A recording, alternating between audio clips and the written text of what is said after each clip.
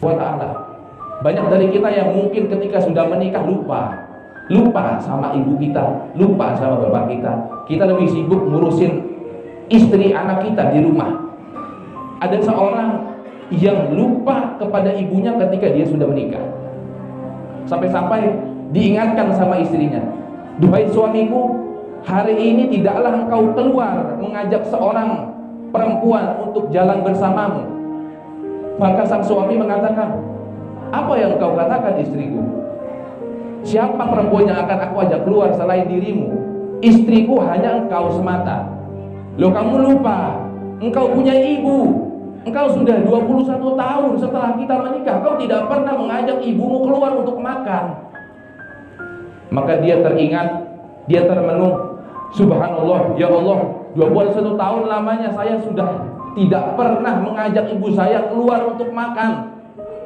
Maka pada saat itu, malam itu juga dia hubungi ibunya, dia telepon, "Ibu, bersiap-siaplah, setelah ini aku akan jemput ibu. Aku akan ajak ibu untuk makan malam."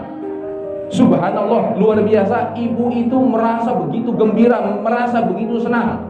Setelah lama anaknya tidak memperdulikannya, setelah lama anaknya tidak menggubrisnya, tidak mengajak makan malam untuk keluar, maka ibunya begitu gembira. Sebelum anaknya sampai ke rumah ibu untuk menjemput, ibu sudah berada di depan rumahnya dengan rapi.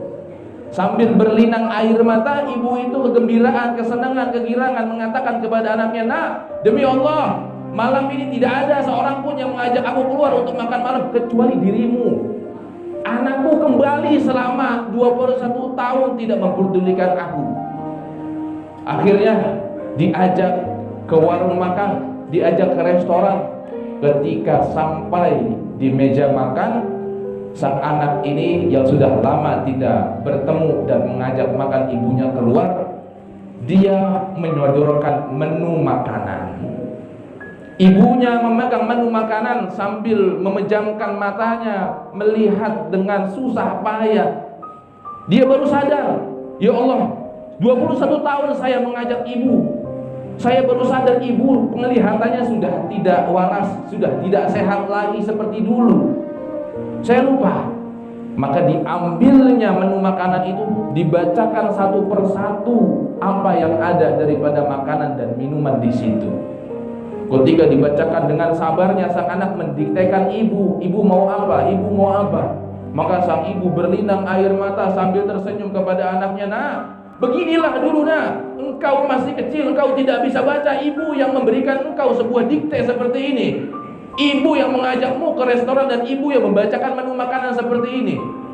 Sekarang engkau yang membacakan menu makanan itu kepada ibu." Maka dari itu hadirin, ibu kita sangatlah senang kalau kita itu mendekat. Gembiranya luar biasa. Maka sang anak ketika melihat ibu itu menangis, meneteskan air mata karena gembira, karena senang, rindunya terbayar. Maka sang anak mengatakan kepada sang ibu, "Ibu, kapan kita bisa makan malam lagi seperti ini?"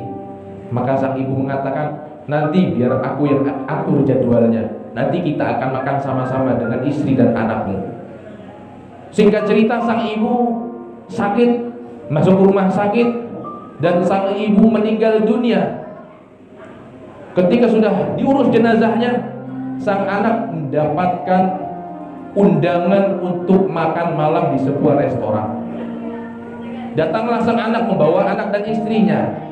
Ketika datang ke restoran dengan anak dan istrinya, dia melihat semuanya sudah tersedia, terjamu jamuan makanan minuman yang luar biasa. Dia tanya, "Siapa yang memesan ini semua?" Yang memesan ini semua adalah almarhum ibumu. Ibu tidak pernah lupa dengan kita, janjinya selalu ditepati. Maka dari itu hadirin, yang masih punya ibu, yang masih punya bapak, setelah ini